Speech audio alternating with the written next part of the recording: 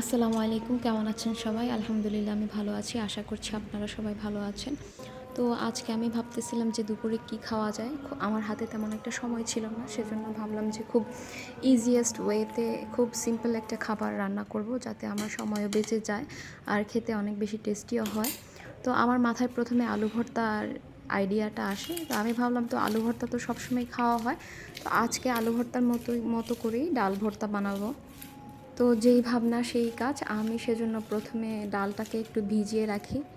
পরে ভিজানো ডালটা সিদ্ধ দেওয়ার জন্য আমি হালকা একটু হলুদ আর কয়েক কোয়া রসুন দিই। ডালটা যখন সিদ্ধ হয়ে আসে তখন পানিটা টেলে নেই। পানিটা যখন একদম শুকিয়ে আসবে তখন প্রয়োজনীয় উপকরণ সরিষার তেল, শুকনো মরিচ, পেঁয়াজ কুচি আর ধনেপাতা কুচি দিয়ে আমি আলু ভর্তা যেভাবে মাখাই ডালটাকেও সেভাবে মাখিয়ে নিই। আর এভাবেই তৈরি হয়ে যায় ডালের ভর্তা। আর ডালের ভর্তা খুব বেশি টেস্টি, আমার খুব ভালো লাগে খেতে। আপনারা চাইলে তৈরি করে দেখতে পারেন। আর যাদের ঘরোয়া স্টাইলে এরকম সিম্পল রেসিপি পছন্দ তারা আমার চ্যানেলটিকে সাবস্ক্রাইব করে দিবেন। আমি অলওয়েজ প্রেফার করি যে আমাদের মা চাচিরা যেভাবে রান্না করে সেভাবে রান্না করার জন্য আমি ট্রাই করি। আপনাদের যাদের ভালো লাগে প্লিজ আমার চ্যানেলটিকে সাবস্ক্রাইব করে দিবেন। ধন্যবাদ, থ্যাংক ইউ। আর অবশ্যই ডাল ভর্তা বানিয়ে খাবেন। থ্যাংকস।